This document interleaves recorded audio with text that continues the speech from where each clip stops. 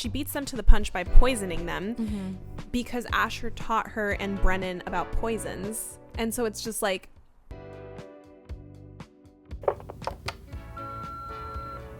no, I'm literally obsessed. Hey besties, welcome to Literally Obsessed. It's Cassy And Brittany. Hello. Welcome. Happy daytime. Happy. Will there ever be an episode where Cassy doesn't comment on the time of day? I don't think so. Yeah, you're right. I honestly do. Every episode, you're like, guys, it's nighttime. Welcome to the daytime. For those who are listening who don't know where we are So in life. fair. If you guys need to know, it's exactly 3:30 p.m. 3:30 p.m. on April 5th April 5th. of 2025. Yeah. That's you go. how far we film. Hey, so how y'all doing? Welcome to another episode of Onyx Storm. We have episode 10 today, guys. And today we're going over chapters 34 through 37. So exciting. Quick little update before we jump in with our reminders. If you guys haven't, I'm sure by now you've already seen it because we're posting it. Yeah, but I don't know. Maybe. Just if you haven't seen it, strictly a listener, or you missed come it. here and there. So we made a little mini not episode, but just like announcement that unfortunately we are going to be putting a pause on our Patreon. If you guys would like to go and watch that, it was just a short little 5-minute video of just of us explaining it, but just to kind of recap things. Brittany and I are just wanting to, focus on the core of this podcast, which is like our episodes. We have a lot of things going on right now, and we just feel like we're not putting enough energy into it, which is unfair to you subscribers. So we're so sorry about that, but we're just going to take a little step back for now and kind of restructure how we're doing the podcast. And then we will hopefully come back and have more content for you guys. We just, like we said, past couple episodes have had a lot of stuff kind of change in our lives. And so I think we just need to regroup a little bit. So sorry if that's disappointing or if that's new news to you. We will hopefully have more updates about that coming soon. But just as a little reminder, we will not be having our Patreon for right now. Yeah. So just a little update for you guys. Nothing too crazy. Don't worry. We're not going nowhere. Brittany and I are staying. Not yet. Just kidding. Crazy. Sorry. I like to leave them on their edge of their seats. Yeah. But one thing we still have is our newsletter. So if you guys want to subscribe to that, we submit a newsletter you can subscribe with your email, and it just has like an update of us and what we're doing, what the podcast is doing, and any like book recommendations we have, all the fun stuff. So if you guys would like to subscribe, we have our details in our link tree. And then we also have our merch. We had a little sale for our birthday a couple weeks ago for you guys. But if you guys would still like to check out our merch, it's literallyobsessedpod.com. We have some fun little items for you guys to check out. Yeah, maybe in the summer we will look into new merch. Maybe. Stay tuned. Maybe with our extra time that we have now. We can look into that. Okay, we'll have to debrief that come like Brittany maybe a couple weeks into this new job. But just I gotta talk to you about like how nice it is to have some time. Oh, I'm sure. By yourself. Yeah. No, I'm sure. Yeah. I'm sure I'm gonna feel like I have no time and also so much time. So that's exactly how I feel right now. Exactly. Like my weeks go by really quick. Yeah. But my days also go by really long. They're long. They're structured now. Yeah. We love structure. We love structure. We're anxious people we are. Yeah, it's true. Last thing before we go into our episode is our content and spoiler warning. So as you guys know, we are talking about the entirety of Onyx Storm. So if you haven't read, spoilers ahead and content warning. You guys know we cuss and we sometimes talk about things that are inappropriate on the pod. Definitely already cussed already. So awkward. So if y'all know, you know. Let's jump into our spill of tea. Let's spill some tea. All right, starting with chapter 34. Violet talks to Talia, Xaden's mom, and his mom offers to have all of them for dinner. Violet notes that it's important to have this conversation, though, because they can retrieve any details or information about Venin during this time, but also tells her that Xaden isn't going to be bargained just for that. Talia gives some weird vibes off, and Violet just tells her that she'll talk to Xaden about dinner and that he just needs some time. Violet returns to sad old Xaden, and she mentions his mom is requesting dinner. He opens up to Violet about how he feels and his mom, and he doesn't know what the best option is and asks Violet, to which she says she can't make that decision for him because she would give anything for a couple minutes with her mom. They have a sweet conversation, and then Xaden decides to have dinner, but during this he tells the Gale to go eat because she's a little crazy and rowdy, and she roars, which scares the two little boys that are below them. Talia walks out, and one of the boys calls her mom. Xaden has younger siblings. Oh no. Xaden leaves, and Violet talks to Talia with Mira and hands her a vial with dried arnament. Thank you. Arnament? Like Artemis? I thought that. Oh, I did spell it wrong, huh? With a minute. Arnament for dinner. Good job, Violet. Anyways, chapter 35. They are seated to eat dinner, and things are getting a little heated. Arik and the boys are basically chomping down on the dinner while they're served, and on the dinner they were served, and answer the questions that Nari, is that how we're saying her name? Sure. And Ferris, what they ask. Xaden opens up to his mom finally when a contract is being brought up and given advice for an alliance. They go at this for a while, and Xaden basically says that she left him there and built a whole life for herself and just didn't seem to care at all. Anyways, basically Ferris and Nari are trying to test their intelligence basically, but the squad basically says no, we're smart for even just coming to the Isles, and they open up a new discussion of what the Isles' true history is, which we'll talk about a little bit later. Cake is brought out, but only a couple forks were offered, which Violet clocks, and Garrick dives on in, and as they're talking, Violet's smart mind realizes that they poisoned Xaden's favorite chocolate cake. How dare you, Rebecca? That's all he had left. It's truly, what the fuck, Rebecca? She really came for Xaden's throat in this book. It's crazy. Chapter 36. The gang is freaking out, and Violet is running through every possibility of what could have poisoned Garrick. Then we find out that our brilliant girl already has them beat. Genius Violet is finally back, baby. She poisons them with arrowroot, however you want to pronounce that, in their tea, and threatens Ferris to tell her what they put in the cake, but quickly learns Ferris would rather die than lose. Violet and Riddick question the cook, and Violet is able to put together the blue under the cook's nails and the scent of the overripe fruit, and she relates that to Eris birds. Just as we're about to celebrate, Violet looks over and sees Riddick is stabbed. Not our baby! Chapter 37. After Violet spirals about the potential of losing Riddick, it's revealed that the blade only clipped Riddick's flight jacket. Huzzah! He's saved. Riddick beats the cook to a pulp before... Wait. Go on. What? I read it so wrong. I gotta know what you... We gotta stop real quick. It's literally... You guys can put 2 and 2 together of what you think she thought I wrote. I'm going, I'm so sorry. Riddick beats the cook, in case there was questions there, to a pulp before the two rejoin the others, and Violet reveals that the cake was poisoned by Zakia berries. Berries. Fuck. Thanks to the book from her dad, she learns that they become poisonous when allowed to... Cassy. I'm sorry. I'm still on the cock. I also can't pronounce half the words at the bottom of this, so I'm scared. We'll worry about it when we get there. Okay. Thanks to the book from her dad, she learns that they become poisonous when allowed to ferment, and the cure is fig or lime to the back of the throat. Luckily, Garrick wakes up, but Xaden lacks all emotion when he tries to kill Ferris, and Violet is the only one who can talk him off the ledge. The gang springs into action at the hand of future leader Violet as she threatens Ferris and shows who the real poison master is. Violet had Andarna follow the two boys, Xaden's siblings, and is outside of their window ready to kill them if Ferris doesn't agree and form an alliance. We learn that Ferris knows Asher, and ultimately they agree and drink the antidote. The squad finally leaves the Isle and heads towards Zahilna. Please feel free to correct me if that's wrong.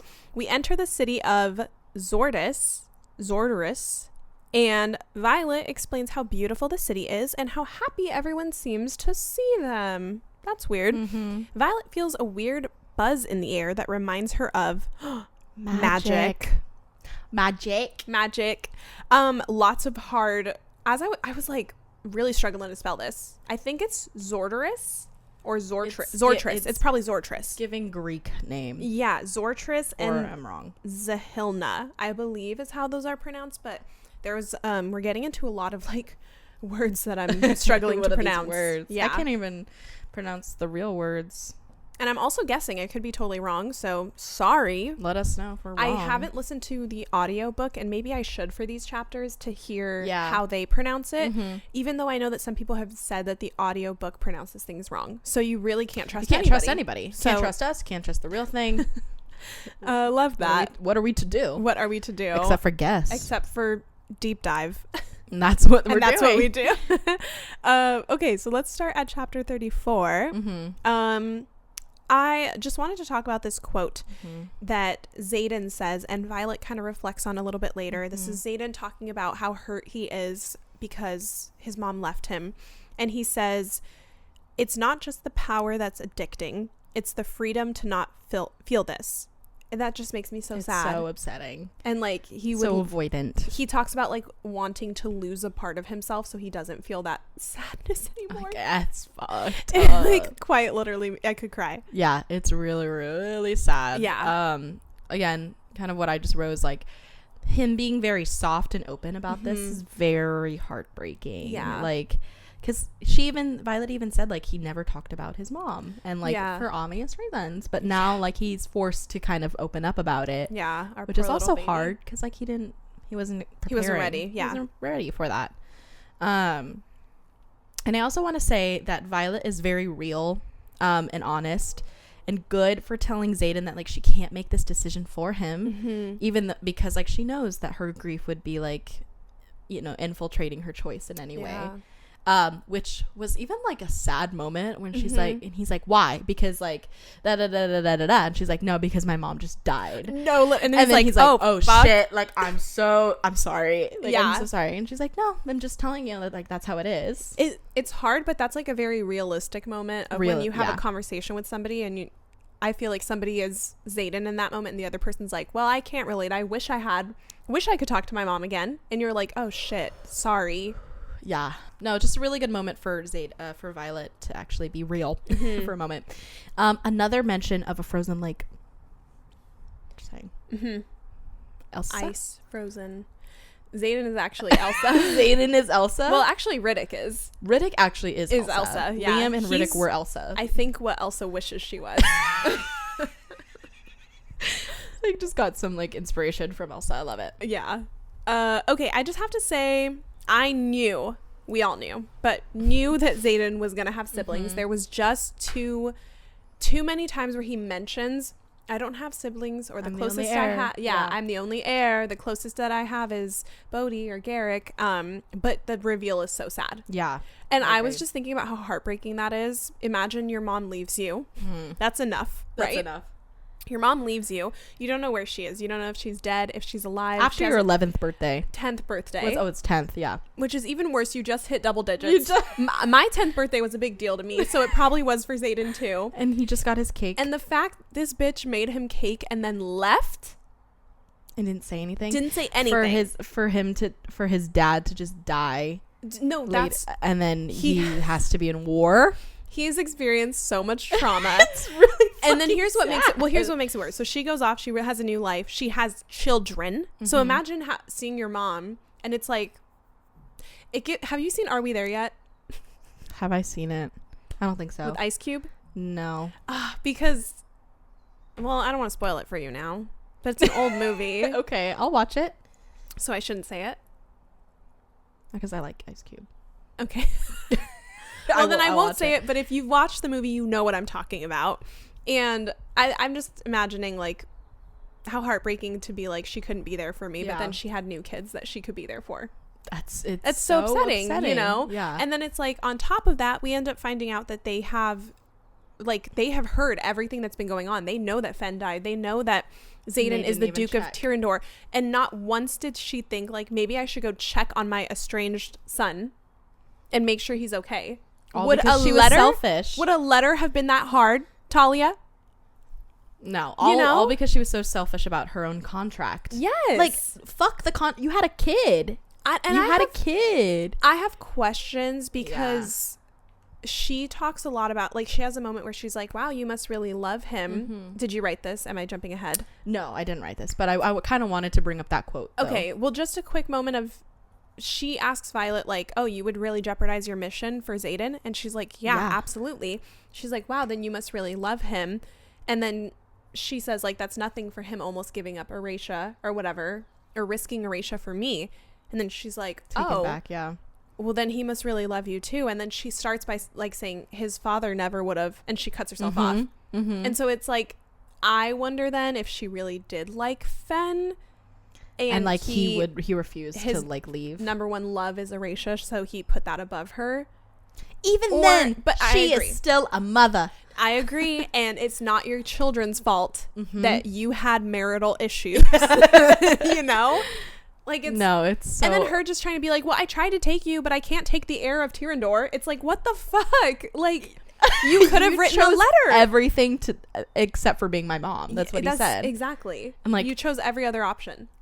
I'm not gonna cry, but I did cry reading this the first time. Yeah, because imagine just seeing the new life that your mom had that you never had. You had to go through all of this trauma by yourself. But then these new siblings that you have were able to have this healthy life. Yes, and then imagine marrying somebody like Ferris. Yeah, like a fucking dweeb. No, literally the dweebiest dweeb I've ever met. He literally looks, in my mind, he looks like the Duke of Weselton from Frozen. I didn't see him looking like that, but I do see that vibe. He's for sure ugly. He's very ugly because his personality is ugly. And like, I can just tell he's a narcissist. I can tell that he does not give a fuck about women's rights. Well, I can just tell. I know that he would hate. Because he hates to be wrong. Right. And so she's probably like, anything for you, my lord. The way he like almost died just because he didn't want to lose. Because he was stubborn. He was going to let Talia die. Like, okay, you thought Fen didn't love you. This guy doesn't love you either. That's a rough pill to swallow, girl. No, and I just cannot believe she was just like assuming that everything was fine, which maybe we're jumping a little ahead of this, but we're definitely jumping, but I don't care. Talking about like how she let him get poisoned. Yes. Even though she's like, well, and we can't really trust her because she acted surprised when she saw him, even though this bitch knew he was coming. She acted surprised. And then it's like she's sitting there going like, you poisoned my son? It's like, well, we can't trust you anymore. No, you knew. You are untrustworthy now.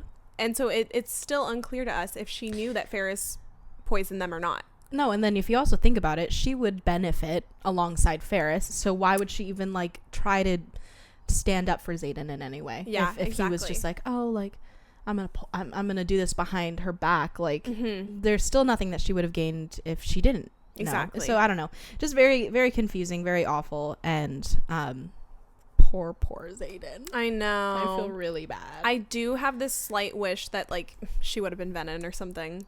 It was just like slightly a disappointment, and maybe it's because she let all of us down, really. Right. With just what a terrible person she is. Like at least if she was there a was Venom, no fantasy like thing that she was adding. It was just strictly a shit mom. Yeah. Which is scary, and honestly, that's terrifying enough. I think that's what I mean. That's worse than her being a Venom. Like, she was genuinely shitty. Yeah, it would have been.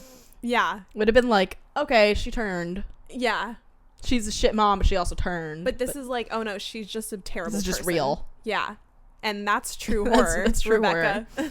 I don't know why I mentioned this, but Violet said, hopefully Andarna's kind will know how to bring the gold back fully in Xaden's eyes. Actually, I think it just said Xaden. I think because she was talking about eyes, and then got it. Yeah, like, she said like Talia's eyes, blah blah blah. Yeah, because his dad Fen's eyes were also. Did he say hazel? She said that Asher's. Yeah, we have his name. I forget. Asher's eyes were hazel. She says that Xaden looks very much like Fen, but he does have features of Talia. Like the cheekbones. The like the ears, and her eyes. She has gold flecks in her eyes. And then she's really upset. He is obsessed with her hair. She is obsessed with the gold flecks in his eyes specifically. I don't even know. How can she see up close from so far down? They've been pretty intimate. I think she can. Really? Oh, well, not her and Talia. Yeah. Like, how can she see that from so far away? I don't know. I'm like, hold on. Look at me, Brittany. Do I have gold flecks? No. Oh. You do have red rim. What's that about? It's about time I tell you guys. I've channeled within this past week. That's probably because I'm tired. But anyway. I'm like, no, you don't have gold flecks, but you have fat bags under your eyes. And you know what? Y'all don't know that inside joke. Yeah. Just know that Brittany everybody comments on how fucking fat apparently my cheeks are. They're not. They're not at all. How chubby and fatty I am. So even my loved ones. Do we have to give them the context? They're gonna think I'm just mean. No, it's just there has been multiple times where I've been told this my entire life where people comment on like, you have such cute chubby cheeks. I'm like, okay, thank you. I guess I'm 30. Yeah, and it's been my entire life since high school. I'm like not even joking. Classmates that I didn't really talk to would be like, you have chubby cheeks. I'm like, thank you. I grew them myself. Like, what do you want me to say to that, right? And also, mind you, all my life I've always wanted dimples. You would think that with the chubby cheeks I would get dimples. Didn't even get dimples. Oh no. Just so upsetting. I have like slight. My brother has like the really cute dimples, which is annoying. He got all the good qualities. If you have a sibling, she doesn't have it. If you guys have never seen Brittany and you're just listening and you don't even know what we look like right now. It's the cheekbones. She doesn't have. You don't have it's chubby the cheekbones. I see it. I do see it. so it's sad. Okay. But there. Quickly, what Cassy is talking about is recently, like maybe 2 weeks ago, Cassy thinks that me and my brother look very similar, and I don't really see it. And so I was showing her a picture of us, and I was like, look, do you think we look similar in this picture? And then John, the boyfriend, goes, my brother's name is Chris. Sorry, Chris, if I'm giving away too much info. But he goes, Chris would probably look more like you if his cheeks were chubbier, and then just walked away. And I was like... He like said it, mic dropped, walked off stage. That song, One Step at a Time from Jordan Sparks, started playing. And it's Brittany and I just looking at each other like shocked. What the jaws fuck? On the floor. So now Cassy likes to make jokes that I have chubby cheeks. Okay, but not because she does. She doesn't. It's okay. You don't. It's okay. You don't. I'd never even like notice that because it's not a thing I don't see. chubby cheeks, no, they don't exist in my head. Well, okay. Well, anyway, you can't see gold flecks, you just see my giant eye bags. No, I can't. Well, I also don't think I have gold flecks, so no, I'm also just like, oh, their eyes are brown, but like maybe I just have never looked at people's eyes that have like gold flecks in them. I mean, I feel gold flecks is such a I have gold flecks? Well, no, but you're also backlit for me right now. I just see like you have brown eyes. Do I have gold flecks? No. Fuck. Open. She's shining Open a flashlight. Open a flashlight in my. Yeah, you don't. Do we have the same color eyes? Maybe.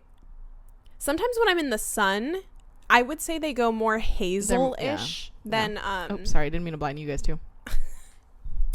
Anyway, Violet is hyper focused on that. She really loves a good gold fleck. She'll notice a little twinkle in your eye. It's gotta mean something. Next book is gonna be gold something. We talked about that last week. Gold flex. It's just Xaden's bicep.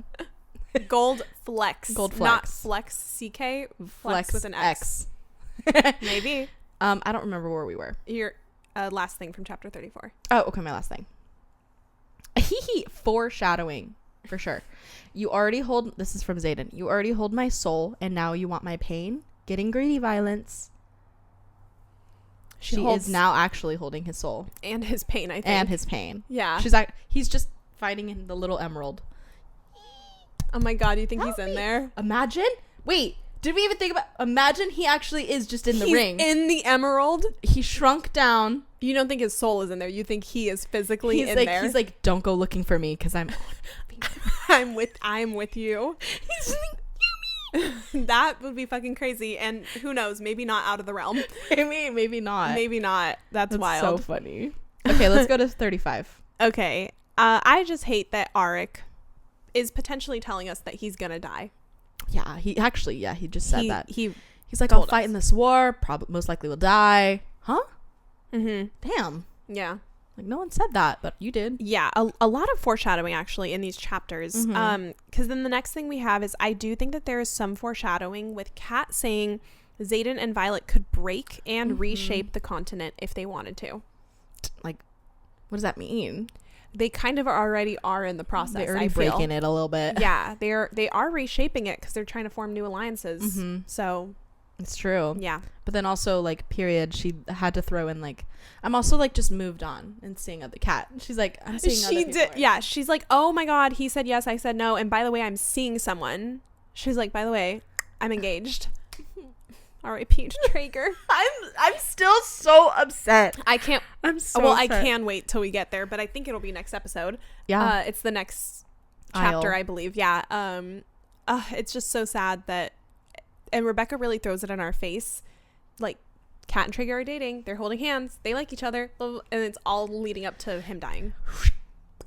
So upsetting. That's upsetting. I had to throw out, this was so funny. They had the exact same conversation that we had, I believe, last episode, where we were saying, will Xaden take the Sorrengail last name, or would Violet take Ryerson? And then same convo. Exact same combo. And Xaden is willing to take the Sorrengail last name, but Garrick starts suggesting that they combine names and literally said what we said. And so maybe we subconsciously like remembered. But he says Sorensale, Ryergale or whatever. Ryergale and Sorensen, and then they're like, no, like hyphened. Yeah, it's just so funny. They're like, no, it would be. Yeah, Sorensale wouldn't make any sense. Sorensen, yeah. Sorensen and Ryergale. And like, I don't know if it was Xaden or if it was Violet, but they're like, no, it would just be hyphened. Yeah. They would just be together. Like, it's not what we meant. Like Ryerson, anyway. Sorengale. He's like a long last name, but I don't know. It was also him, like, it was Xaden being like around like the chair and being like, yeah, just bring it out right now. Bring the contract. Let's go. Yeah. Let's do it. Violet's like, whoa. She's like, whoa, we're not talking about this. Whoa. Yeah. Well, it's all leading up to this is now like the third time he has said something about them being engaged. He's had the ring this whole time, swear to God. He's like, it's right here in my chest pocket. Right here. Right here. Okay. We also learn, this is crazy, that the continent is called Amarellis. And Poramil calls it Amalekis or Amalekis. Amalekis sounds good. Again, trigger warning pronunciation. Can't do it. Violet, though, admits that they do hold Amari higher than the other gods.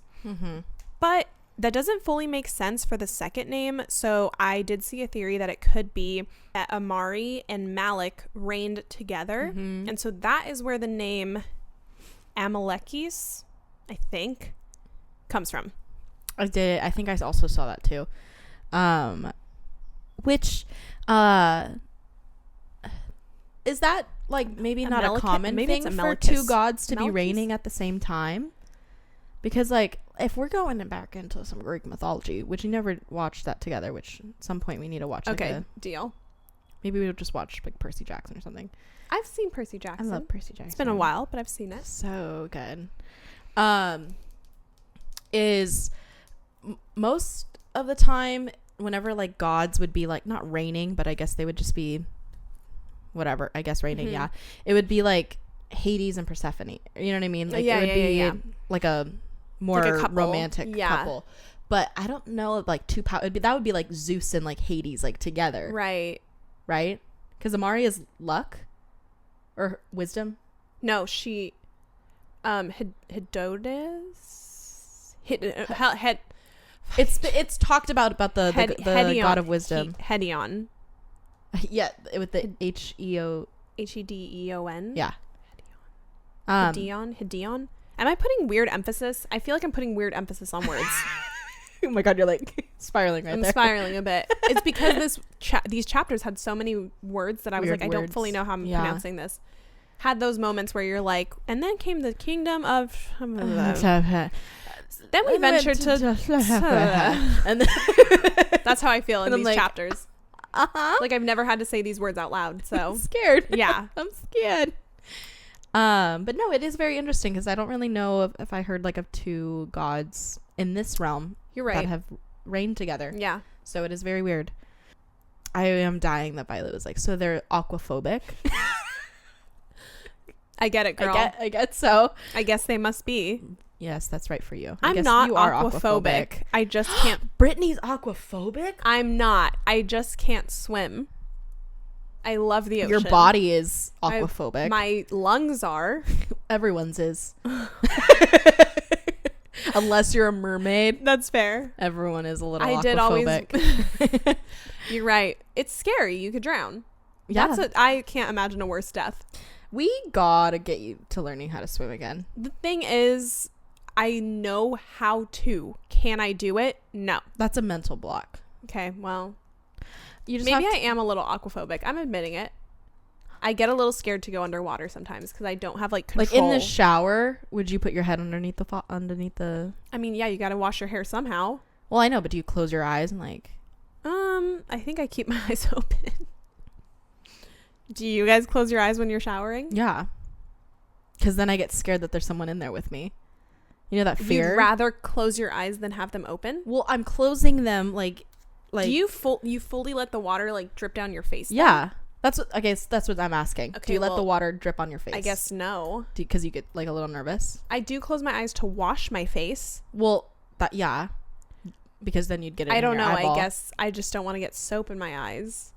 I'm more asking like if you because some people who are scared of swimming, they don't like getting water on their face like without, like if they submerge it or they have like water flashing on them. Then I guess I'm aquaphobic. Y'all heard it here first. New phobia for Brittany. Add it to the tally because I've got a lot. She is a little. You are a little scared of things. A little scared. It's yeah. A little scary. Oh, I'm sorry. It's okay. We'll throw you in the deep end one day. Great. Cool. And then one day this will just be hosted by Cassy. Hi guys. Bad news, guys. Bad news. Swimming lesson didn't work. Stop, because people have drowned. I'm aware. Just for context, I did almost drown as a kid, and I think that's where my fear comes from. And that's what we're working towards. So, insensitive. Working towards we're not working towards drowning her. We're working towards not drowning her. Okay. Just want to make sure we're clear. This summer will be our summer to learn. Okay. Deal. I'm 30. It's about time I learned how to swim. Yeah, because we want to go on a boat. I know. If you want to go on a boat, I'm going to have a little life jacket. That's what the kids have to wear. I know. It's fine. Whatever. Well, let's move on. Okay, let's stop. Every episode we go into Brittany's trauma a little bit too much. So let's move on. Okay. Oh my god, you're right. I don't truly believe that Hedion is the god of wisdom or that these people really value wisdom because they're actually very deceptive.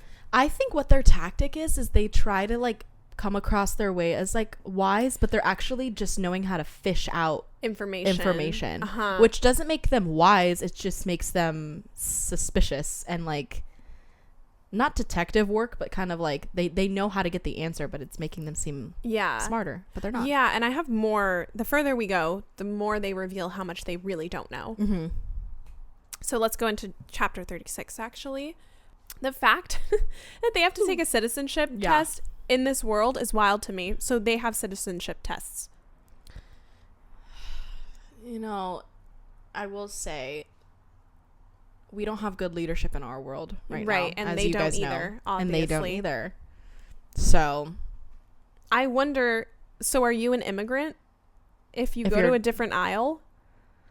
I mean, they do, like, technically they consider them That's crazy. From the continent. Yeah, you're right. So we also have racism. We definitely have racism in this book. This is fucking wild. This book does have racism and sexism and you're right. Homophobia and a lot, actually. Well, they're weird. Going off of that, there is a lot of similarities between Hedotus or Hedotus, however you want to say it, and the scribes, and how they want to be wise, but they're not. And they consider themselves in the pursuit of knowledge. Yeah. But the wrong people are in charge. You know, because it's at the very beginning of this chapter where she says, like, and they're dressed in, like, what a scribe would wear. Yes, it's mint greenish thing, but, like, or pastel green with no hoods. But it does make me feel a little weird. And then I saw online where, like, I kind of forget that the scribes really fucked up the history of Navarre. Like, I kind of forgot that for a second. And when she said that, it brought me back to remembering that. There's a lot of similarities. Which, not to go back into our real world for a second, but we also have moments like that where we have people trying to erase history. It's very true. So currently it's happening. Currently it's actually happening. so yeah. It makes a lot of sense. But, sorry, continue. No. Moving into more, I just feel like Asher really set her up for this moment. And I'll go into it a little bit later, but Violet quickly catches on that something is wrong because she's smart, obviously, and she's a little brainiac. Smart. So, but she beats them to the punch by poisoning them because Asher taught her and Brennan about poisons. And so it's just like, I don't know. There's a lot of talk about prophecies and stuff, but was this all like he knew that she was going to have to go to the Isles and like knew she was going to have to know how to poison people? I don't know how we're going to find this. Like, oh my gosh, how many times are we going to say this? But like, I don't know how we're going to find all this shit out by the next 2 books. Yeah, it's crazy. Because I think that her dad truly, and I have this point written down. It's very small, but, of like the lives that her dad had and how separate he kept them. And it's really weird. Something has, like, when I saw you wrote that, something in me thinks that like maybe it wasn't necessarily a prophecy, but since like the dedication that he tried to do for Violet, something happened to where he knew he had to train her because she was going to maybe inevitably be powerful, or that he thought, oh, she's so weak, I need to like that is also fair. I need to train her in poisons and, you know, and in her knowledge and ways to outsmart people. Yeah. So I don't know, maybe, but I don't really know what power he had. Yeah. Or if he had any. We know so much and nothing at all. We within know these 3 books. We know a lot of like, maybe, okay, you know what, we just don't know context. We know what he's done, like, meaning, oh, he went to these Isles, dropped off these books for Violet. That's but fair. We just don't know the context as to why these Isles, or why. Right. We don't know his why. Yeah, you're right. So don't fully have all the answers here, but Hedotus is described as being very monotone and plain, but then there's an emphasis on the color blue again, and that is how Violet finds out what they put in the cake. Oh, I forgot. I didn't even read that part. So yeah, yours goes along with that. Blue alert. Yeah. Just saying, like, I don't know. Is blue, what I'm picking up right now is that blue equals bad. Significant in some way. Yeah, like blue isn't very good in the past couple chapters. True. Like, it hasn't signified anything. And every single aisle has something blue that has been really detrimental to them. Yeah, it's very weird. It's giving like how orange dragons are maybe not good. Yeah. It's very weird. There's maybe I gotta look up blue. Just blue and see what it stands for, and like, or maybe in Greek mythology just blue means something. I don't know, but it's really interesting because Xaden has a blue fucking dragon, right? Scully. Okay, let's move into chapter 37. The epigraph has me very worried about our baby Riddick, because it is recovered correspondence, which obviously scares us. And it is from Violet to Rhiannon, saying that she wishes that Rhiannon and Sawyer were with them, but she's glad that she has Riddick. Why is that in there? You know?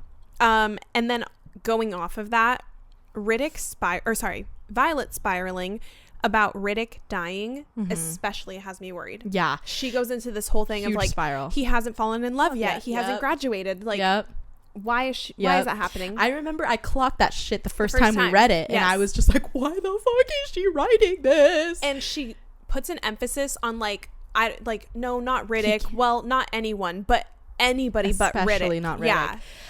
That has me scared, but I do want to say, which makes me maybe feel better / delusional, the more I'm reading, the more I'm confirmed in my head that Arik is going to be the one to die. That's fair. Because I just don't think that we've seen, like, she says, like, a character arc. Like, once a character has finally reached their...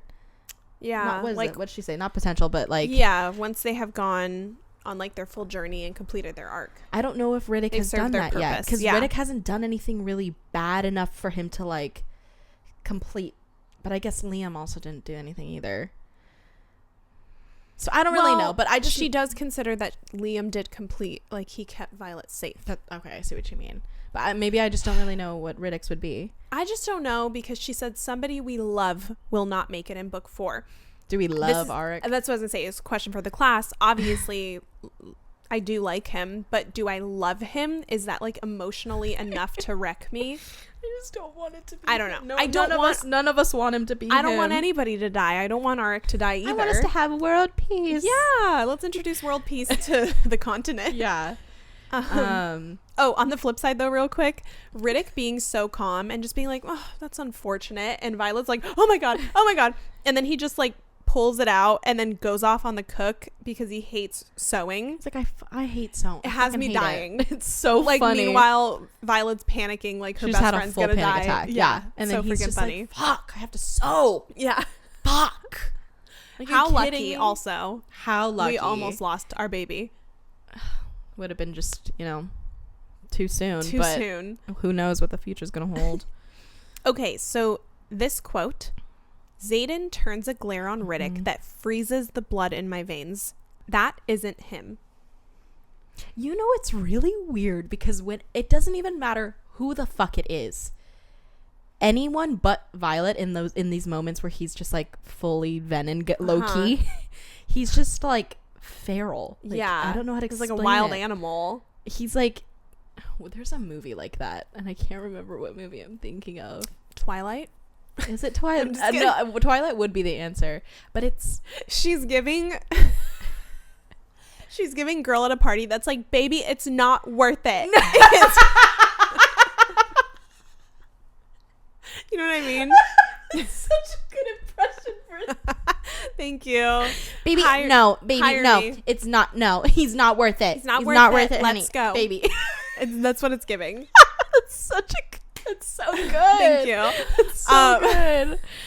But also, let's get serious here. The mention, bring it back, pull it back. Reel it in for me. I'm really good. The mention of ice also, or freezes. Freezes, yes. Freezes her blood. Elsa. Well, I meant because there's a lot of ice references. There is a lot of Elsa. But yeah, that isn't him. Who is it? Who is it then? Who is it? Who is that man? Who is it? She was like, I've never seen that man before in my life. Oh my god. I don't know. Scary. Freezes over. And then literally Dane is like, what the fuck is going on? Like, everybody is like, this man has lost his mind.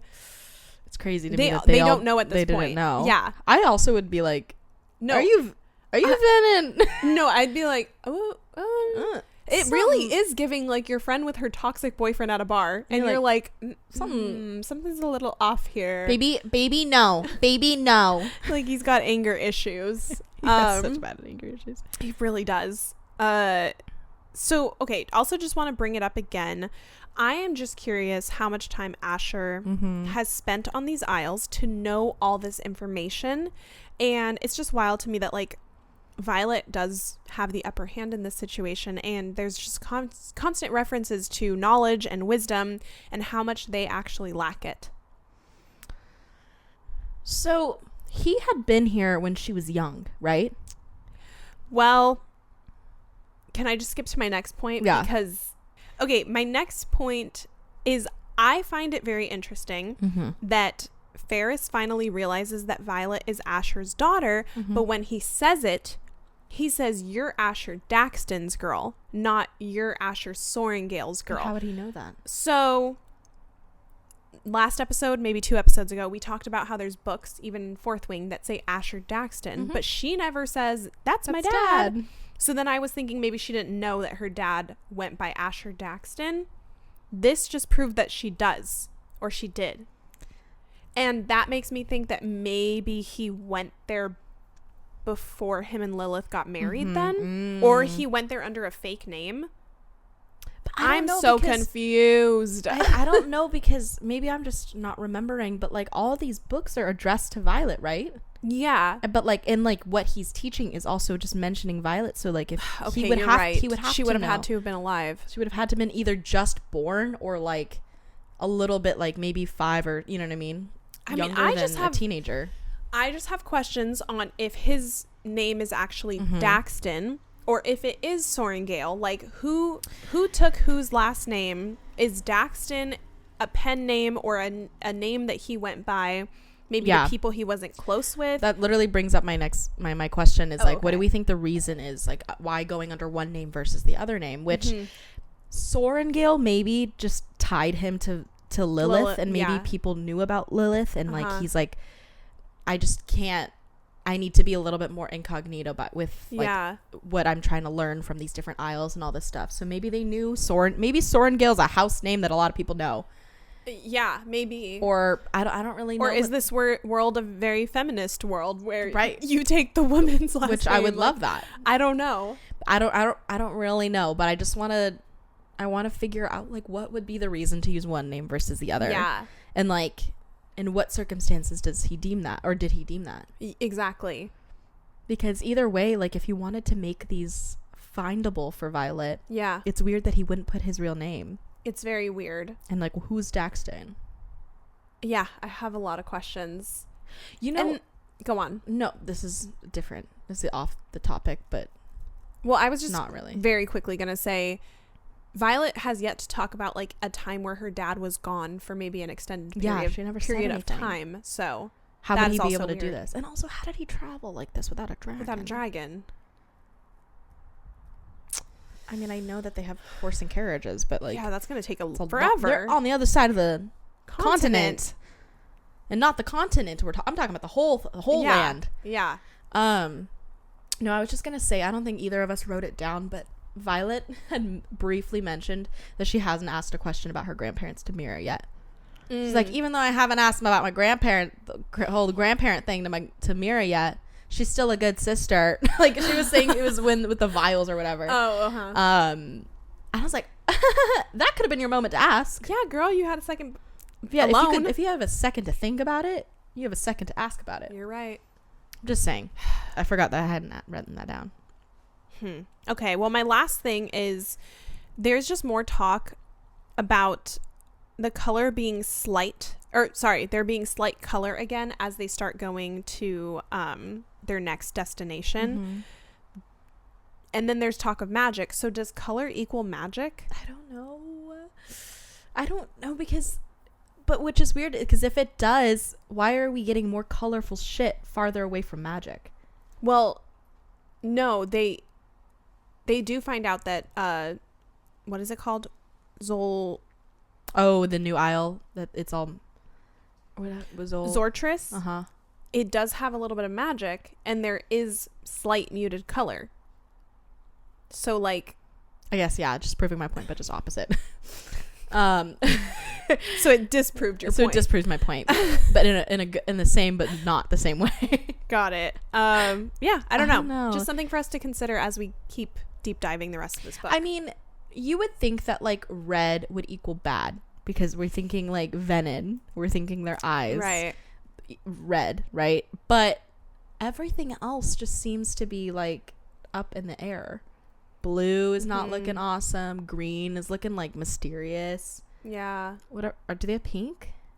Imogen has pink hair. Silver. Purple. Yeah. I don't know. They do have Roy G. Biv.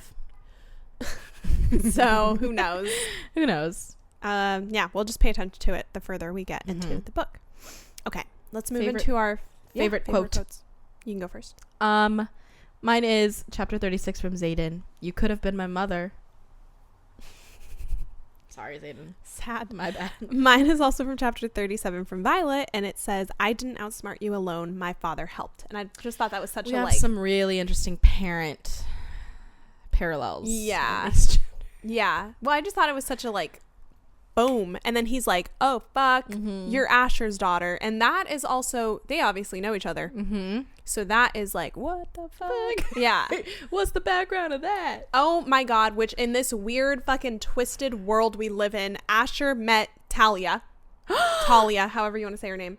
You're fucking right. He probably met Fen too. We've got to be realistic. He probably has seen what's her name? Norelli, the book owner, bookshop owner. She does say he definitely didn't see that coming. So he had to have known about Xaden. You know what I mean? I don't know. I am still okay. We talked about this. Oh God, we talked about this theory episodes ago about someone saying on TikTok, "What if Xaden and Violet saw each other when they were kids?" Yeah, probably. I don't know. There's a chance that they passed each other. There's a chance. I love the theory that like maybe Xaden fell in love with her, but like I don't know. None of us know that, and I don't want to like spiral about something like that. But it is really funny to think that like maybe Asher saw and was like, yeah. He's probably like, that's Fen and his boy Xaden. That's his proud boy. Yeah, but like probably didn't think anything of it. No. Okay. Let's move into for thriving and theorizing. I am just throwing this theory out there. Xaden's fear for Garrick leads me to believe that it is foreshadowing, because there's a lot of foreshadowing in these chapters, that it is Garrick who does turn at the end. I don't know. It's still pretty 50-50 for me to think it's Bodhi or him, because they're like the same in my head. Low-key. I don't know. It's just a theory. It's just a theory. Knows? Yeah. Who knows? Okay. Let's go into Final Jam. Okay. I put Sign of the Times by Harry Styles because where did I think this was going to go? Oh, I thought that this would be this would be funny. Funny. Well, I'm scared because the context of the song is a little sad. Funny. I guess funny isn't the right word, but like when Garrick is dying from the cake. And there's just panic happening. It's just like a stop your crying. I can see it. I see what your vision is. And like they're all freaking out trying to save him. The camera angles is just like moving. Yeah, it's like a moment of like slow motion. You know what I mean? Get away from here. Okay, I'm trying not to see yours, but my next one. This is shout out to Becca on Instagram. Thanks, Becca. You told us to check out Be Your Love by Bishop Briggs, and that you felt like this fit in with the book, and I listened to it, and I haven't listened, so I will listen to it. But I agree. It actually, I was trying to look for a song that was like a very similar vibe, and I was like, this is perfect. Oh, the thanks, lyrics Becca. really fit in too. So wow. I don't exactly. I feel like it could go in like a more maybe intense part, but yeah. Cool. I'll have to listen. I want to look more into like instrumentals or more like epic sounding music that could be like kind of played in the background. Did you see the April Fools of someone posting that Rebecca said no more show adaptation? I did see that, and I fell for it. Not you falling for it. I did. I kind of for a second was like relieved. No, that's why I fell for it. Oh, I was like, I knew it wasn't true, but I was like, that would be nice if just for a minute we could get some peace. And not fucking worry about the show anymore. And I'm so truly so people have sick. been asking that one guy a lot of questions. Josh, I'm leave sick. him alone, guys. He's just like he's just a boy. He's just a boy. He's just a boy trying to live. And like, I don't know. I'm just like, guys, can we just leave everybody alone until there's an announcement? Enough with like the comments. Yeah. I don't know. I'm not trying to be a hater. It's just like I keep seeing just nonstop comments on like both of their Instagrams, and I'm like, leave these poor guys alone. I'm sure they love the attention, and getting the money for it, but I'm just like, let's all just take a back seat for a little bit. My song I put was Matilda by Harry Styles. Oh, that's so sad. For you can let it go. You can throw a party full of everyone. Oh my god, that's really sad. It's really sad. I listened to it and I was like, oh. It was that. What's really that one? There's like one lyric, and I was like, "Oh my god, this is literally him." Is it the you can? something about their family because they never showed you love. Yes. But I don't remember. There's like another part of that. Yeah. But anyways, Matilda is Xaden's and not invite song. your family because they never showed you love. Yeah. You don't have to feel bad for leaving and growing up, I think is what he says. That does really go. It does go with him. Wow, Sorry, this was a Harry Styles centric episode. We literally, oh my God, we said it. I said it at the beginning. Did you? Because the birds chirping. Oh my gosh. Oh wait, that wasn't this episode. It was. Was it? It was before we filmed. You said to me that it sounded like a Harry Styles song because we have birds chirping outside our window right now. Can I say, Harry, if you're listening? He would read these books. Did you know that Dylan Efron reads these books? I was like, hey. Wait. He would be a Did great... he post it? He's been on like some podcasts and said that he loves fantasy books. He's read ACOTAR. He's read Fourth Wing. I just saw that Ali Carvalho is reading Onyx Storm. I love that for them. Anyways, thank you guys so much for listening. Once again, our battery is dying, so we do have to cut this short. And we were yapping too long. We were. Thank you guys so much for listening. We appreciate it. Shout out to Becca for sending us a song recommendation. If you guys have anything to send to us, please do. We hope you guys enjoyed, and we will see you guys on the next episode. Bye, everybody. Bye, everyone. See you later. Mwah. Bye.